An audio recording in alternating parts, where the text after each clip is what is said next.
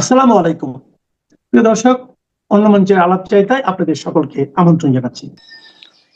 আজকের এই ভিডিওটি বঙ্গবন্ধু কন্যা শেখ হাসিনার জন্যে। এখন বাংলাদেশে যারা ক্ষমতায় আছেন, এমনকি আওয়ামী লীগের যারা লোকজন রয়েছেন, তারা শেখ হাসিনাকে গালি দেওয়া, তাকে ছোট করা এবং তাকে নিয়ে কটূক্তি করাটাকে একটা স্টাইল হিসেবে মনে করছেন। এমনকি দলের আওয়ামী লীগের অনেক বড় বড় লোক একান্তে যখন এই বাংলাদেশে আছেন, বাইরে আছেন, বলার চেষ্টা করছেন যে শেষের দিকে তিনি এটা হয়ে গেছিলেন, ওটা হয়ে গেছিলেন, তার মধ্যে কোনো মানবতা ছিল না, ভদ্রতা ছিল না, তিনি সবসময় খুব যাকে বলা হয় জেদি ছিলেন। আরও অনেক নেতিবাচক কথা, যেগুলো যেহেতু আমি পাবলিকলি বলছি, যারা শেখ হাসিনা খুব ভালোবাসেন, শ্রদ্ধা করেন, তাদের জন্য এটা খুব অবমাননাকর হতে পারে, কষ্ট হতে পারে। এজন্য আমি খুব সতর্কভাবে কথা বলার চেষ্টা করব।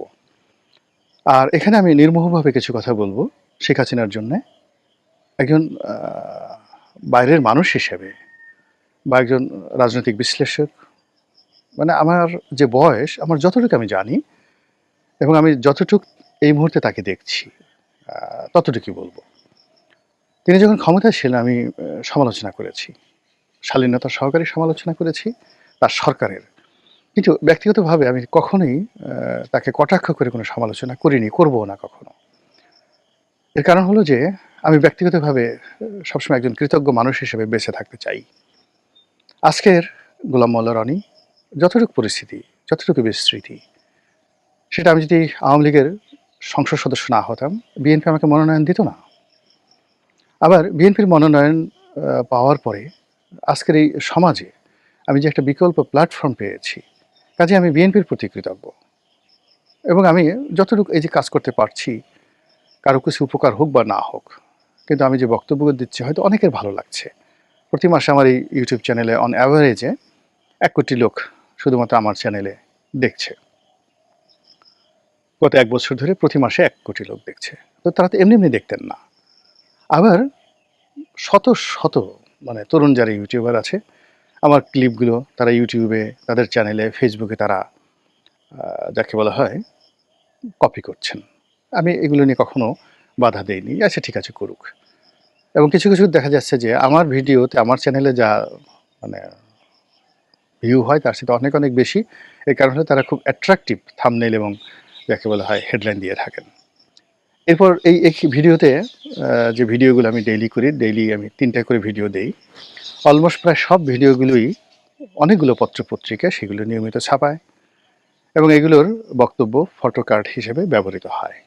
এই জিনিসগুলো আমি দেখি। আর দেখার কারণে আমি যেকোনো কথা বলার ব্যাপারে সতর্কতা অবলম্বন করি যে আমার একটা দায়িত্ব রয়েছে, কর্তব্য রয়েছে। দেশের প্রতি, জাতির প্রতি, দলের প্রতি এবং অন্ধ না হয়ে। এখন আমি যদি চিন্তা করি যে না, আমাকে তারেক রহমান সাহেবকে তেল মারতেই হবে, বিএনপির মনোনয়ন পেতেই হবে, তখন তো আমি কথা বলতে পারব না। আমাকে অন্য সবার মতো কথা বলতে হবে। আমি যদি মনে করি যে আওয়ামী লীগের মতো একটা দল যদি আগামীতে ক্ষমতায় আসে আমাকে একটা ডলা দেবে, বা আওয়ামী লীগের মতো একটা দল যদি ভবিষ্যতে ক্ষমতায় আসে আমি আবার সেই দলে ফিরে যাব, মন্ত্রী হব, এমপি হব, আসলে এই যে এখন আজকে যে কথাগুলো বলছি সেই কথাগুলো বলা যাবে না। দায়িত্ব এবং কর্তব্যবোধ থেকে বলছি। আমার নিজের যে ব্যক্তিগত অভ্যাস, চরিত্র, আমি সাধারণত একটা মানুষ যখন খুব দুর্বল অবস্থানে থাকে তাকে সান্ত্বনা দেওয়ার চেষ্টা করছি, যদি তিনি আমার শত্রুও হন। আর একজন মানুষ যখন শক্তিশালী হন তখন আমি সাধারণত তার সমালোচনা করি। ডক্টর মোহাম্মদ ইউনূস যতদিন ক্ষমতার বাইরে ছিলেন, মজলুম ছিলেন, আমি সর্বোচ্চ চেষ্টা করেছি এবং আমি স্বয়ং প্রধানমন্ত্রীর সামনে দাঁড়িয়ে প্রধানমন্ত্রীর কাছে বলেছি যে আপা, ডক্টর মোহাম্মদ ইউনূসের বিষয়টি সমাধান করা যায় না। এটা 2012 সনের ঘটনা। উনি আমার এই বক্তব্য শুনে এতটা আশ্চর্য হয়ে গিয়েছিলেন যে অনেকটা নির্বাক, যে ছেলেটা বলে কি, একে পাগল নাকি? যেখানে আমার সামনে ওবায়দুল কাদের সাহেব দাঁড়ানো, এস টি ইমাম সাহেব দাঁড়ানো, ডক্টর হাসান মাহমুদ সাহেব থেকে শুরু করে জাহাঙ্গীর কবির নানক, অন্তত 1 ডজন সিনিয়র নেতৃবৃন্দ আমরা প্রায় ক্লোজ ডোরে 2 ঘন্টা 2.5 ঘন্টা একটা বিষয় নিয়ে আলোচনা করছিলাম। তো সেখানে একেবারে সবার সামনে তরুণদের মধ্যে আমি ছিলাম, তারানা ছিল, তারপরে পলকও ছিল সম্ভবত, অপু উকিল ছিল, নাজমা ছিলেন। তো তার মধ্যে বেকুবের মতো বলে ফেললাম। তো এটা ডক্টর ইউনূসের জন্য বলেছি, কিন্তু যেই মুহূর্তে তিনি ক্ষমতায় এসছেন তার কাছে আমার কোনো স্বার্থ, এক্সপেকটেশন বা প্রয়োজন এটা কখনই যেভাবে আমার অতীতে শেখ হাসিনার কাছে আমার হয়নি, দরকার পড়েনি। আমি এমপিগিরি করেছি, যে কটা বেতন পেয়েছি, ভাতা পেয়েছি, ওটা দিয়ে চলেছি। কিন্তু কোনো একটা সরকারি কর্ম করা, কন্ট্রাক্টরি পাওয়া, একটা সুযোগ সুবিধা পাওয়া, এই কথা আমার মাথায় কোনোদিন আসেও নি, আসবেও না ইনশাল্লাহ। তো যাই হোক, যার জন্য কথা বলতে পেরেছি এবং কথা বলে যাচ্ছি। এখন শেখ হাসিনা যেহেতু খুব একটা সেনসিটিভ জায়গাতে আছেন, কাজেই তাকে নিয়ে কোনো কথা বলতে আমি খুবই সতর্কতা হব, যেন তিনি কষ্ট না পান। আমার প্রথম বক্তব্য হলো যে তিনি এখন যে কাণ্ডগুলো করছেন বা কর্মগুলো করছেন, চিন্তাগুলো করছেন, এখানে আমি বিনয়ের সাথে বলতে চাই যে এই জিনিসগুলো দেশের জন্য, তার জন্য সুবিধাজনক নাও হতে পারে। এর কারণটা হলো যে আপনি দেখুন যে একের পর এক ঝটিকা মিছিল হচ্ছে এবং সারা বাংলাদেশে প্রচণ্ডভাবে ধরপাকড় হচ্ছে। এটা উনি দিল্লিতে বসে বা ওনার যারা আপনজন কলকাতাতে আছেন, ইংল্যান্ডে আছেন, তারা এই বেদনা, আওয়ামী লীগের নেতাকর্মীদের এই বেদনা বুঝতে পারবেন না। ওখান থেকে হয়তো বলা হচ্ছে, মিছিল হচ্ছে, ১০ জন, ১২ জন, ৫০ জন, ১০০ জনের একটা মিছিল হচ্ছে, ঝটিকা হচ্ছে, তারপর ধীরে ধীরে স্লো হচ্ছে। ১০০ জনের মিছিলকে ১,০০০ বলা হচ্ছে, ২০০ জনের মিছিলকে ৫,০০০ বলা হচ্ছে।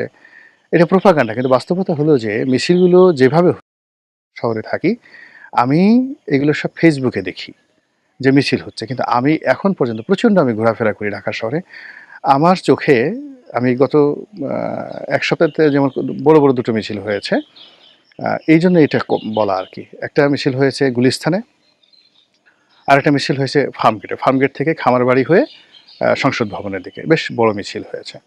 তো এই দুটো মিছিল আ নিয়ে সরকারের যে প্রতিক্রিয়া, এর প্রেক্ষিতে সরকার বেশ কয়েকজন বড়, বড় নেতাকে ধরেছেন।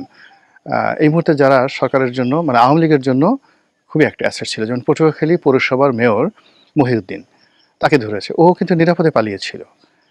তার টাকা আছে, আ সাংগঠনিক ক্ষমতা আছে এবং সে স্বতন্ত্র ইলেকশন করে কিন্তু পাস করেছিল।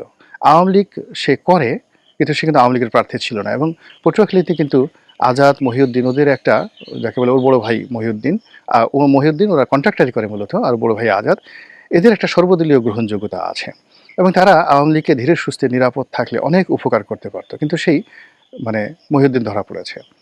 তারপরে কবিরুল ইসলাম তালুকদার কয়েকদিন আগে দেখা গেল প্রধানমন্ত্রীর সঙ্গে একটা বৈঠকে অসাধারণ চমৎকার বক্তব্য দিয়েছেন তিনি স্কাইপেতে, এবং তার সেই বক্তব্যটা রীতিমতো ভাইরাল হয়েছে। এখন সাতক্ষীরা কোন একটা আসনের তিনি এমপি, তার বাবা এমপি ছিলেন। আমাদের সময় তিনি স্বতন্ত্র পাশ করে আসছিলেন। পরবর্তীতে তিনি দলীয় মনোনয়ন পান। কিন্তু এলাকাতে জনপ্রিয়, যথেষ্ট সাংগঠনিক ক্ষমতা রয়েছে এবং রাজনীতিতে যথেষ্ট ম্যাচুরিটি রয়েছে। আজকে সকালে দেখলাম যে সেই কবির ধরা পড়েছে। এখন বক্তব্যটা হলো যে সাবেক প্রধানমন্ত্রী শেখ হাসিনা তিনি যে তার সঙ্গী সাথীদেরকে নিয়ে কথা বলছেন। সেই কথা বলতে গিয়ে তিনি বিদেশের মাটিতে যারা আছেন তাদের সাথে কথা বলেন। যত ইচ্ছা তত কথা বলেন, সেটা ভাইরাল হয়ে যাক, কোনো অসুবিধা নেই। কিন্তু বাংলাদেশের মধ্যে যারা আছেন, এই প্রযুক্তি তো major general Ziaul Hasani import করেছেন। এই প্রযুক্তি শেখ হাসিনার জামানাতে ইম্পোর্ট করেছেন, যে আপনি ভাইবার, টুইটার, এনি সোশ্যাল মাধ্যম, লিঙ্কডইন, ফেসবুক, মানে যেভাবে আপনি কথা বলেন না কেন, যে মাধ্যমে কথা বলেন না কেন, বাংলাদেশে এখন সেই প্রযুক্তি সরকারের কাছে, রাষ্ট্রের কাছে আছে। উইদিন ফিউ মিনিট, অল্প কয়েক মিনিটসের মধ্যেই আপনার লোকেশনটা কিন্তু ট্র্যাক করে ফেলা যাচ্ছে। ১। ২ নম্বর হলো যে যারা পরিচিত লোকজন রয়েছেন, কৌশলগতভাবে যাদের গুরুত্ব রয়েছে, তারা কেন এই ধরনের বৈঠকে আসবেন এবং কথা বলবেন যারা বাংলাদেশে আছেন? এটা তো একটা যেকোনো লোক বুঝতে পারে। যেকোনো লোক বুঝতে পারে। এই সমস্ত লোকের সাথে সাধারণত অন্যান্য ক্ষেত্রে যারা গেরিলা, আমি দেখেছি বিভিন্ন যে যারা গেরিলা যুদ্ধ করে খুব সফল হয়েছেন জীবনে, তারা কখনোই সরাসরি কারো সাথে কথা বলে না। এখন শেখ হাসিনা যদি কবিরের সাথে কথা বলার দরকার ছিল, তাহলে দেখা গেল যে একজন অখ্যাত লোকের টেলিফোনে তিনি কথা বলতে পারতেন বা তার লোক কথা বলতে পারতেন। এগুলো ভায়া মিডিয়া, ৩ টা ভায়া মিডিয়া কথা হয়। এদের অনেকগুলো সাংকেতিক ভাষা থাকে। যেমন আপনি দেখেন জামাত। তো জামাতকে ধরতে পারেন নাই কেন? এর কারণ হলো জামাত নিজস্ব একটা নেটওয়ার্ক সিস্টেম তারা গড়ে উঠেছিল। তারপরে কিন্তু জামাতকে ধরা হতো। দ্বিতীয়ত হলো জামাত যে ভাষাগুলো ব্যবহার করা হতো, সাংকেতিক ভাষা।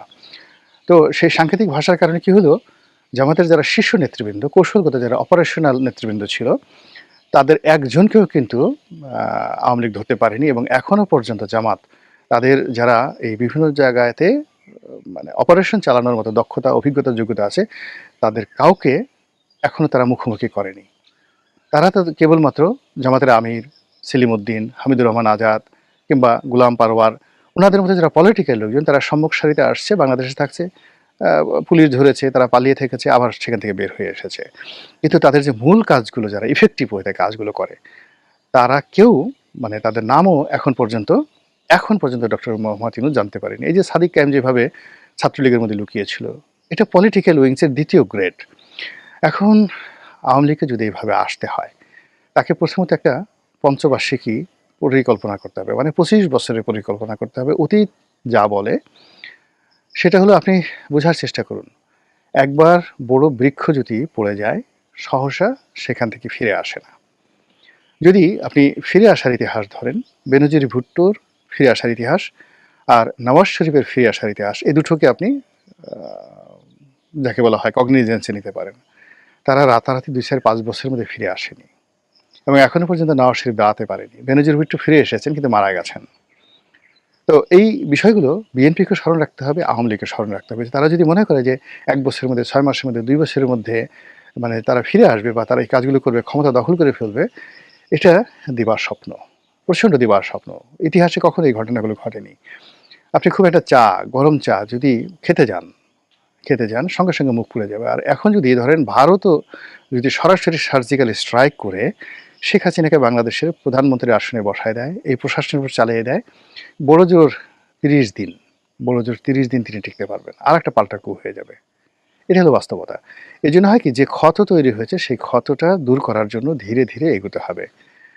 এবং আওয়ামী লীগের মধ্যে যে সমস্যাগুলো, নেতৃত্বের সংকট এবং যারা পচে গেছে, দুর্নীতি করেছে, পালিয়ে গেছে, মানে ফার্স্ট থিং হলো যারা পালিয়ে গেছে। এখন শেখ হাসিনা ধরেন যে কোনো একটা ব্যাপার আমি তাকে বাদ দিলাম, তিনি যেতে বাধ্য হয়েছেন, তাকে হেলিকপ্টারে তুলে দেওয়া হয়েছে, কিন্তু যারা স্বেচ্ছায় 15 দিন আগে চলে গেছে কিংবা 15 দিন পরে যারা চলে যেতে বাধ্য হয়েছে, বাংলাদেশে থাকার মতো যাদের সামর্থ্য ছিল না, বিদেশে গিয়ে এই লোকগুলো বাংলাদেশে এসে দল চালাবে, আবার নেতৃত্ব প্রতিষ্ঠা করবে, আওয়ামী লীগের রাজনীতির জন্য ইফেক্টিভ হবে, এটা শুয়ের পেছন দিয়ে উট ঢোকার মতো। আমি খুব দুঃখের সাথে বলছি, বিদেশে যারাই আছেন প্রথমত তাদের রাজনীতির ক্যারিয়ার শেষ। তারা ওখান থেকে বুদ্ধি দিতে পারবেন, পরামর্শ দিতে পারবেন, কিন্তু তারা আর জীবনে কখনো মূলধারা রাজনীতিতে এসে নেতৃত্বে বসবেন এটা সম্ভব হবে না, অসম্ভব একটা বিষয়।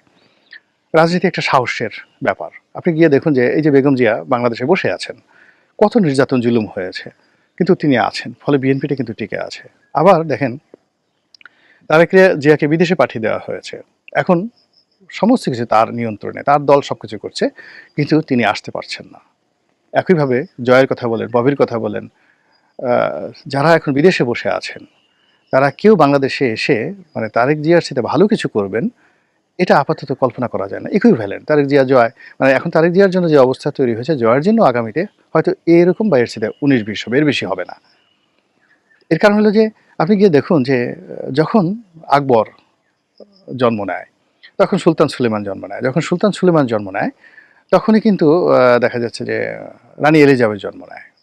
তো এখন এই সময়টাতে আমরা যারা আছি, রাজনীতি করছি, আমরা যে সবাই খুব মহামানব আর একজন যে অল্প মানব তা নয়। মোরালেস আমাদের মধ্যে 19-20 পার্থক্য। নিজেকে খুব বড় মনে করার কোনো কারণ নেই, ছোট মনে করার কারণ নেই। ফলে এখানে সাবেক প্রধানমন্ত্রী খালেদা জিয়া বা শেখ হাসিনা সাবেক প্রধানমন্ত্রী, তাদের মধ্যে যে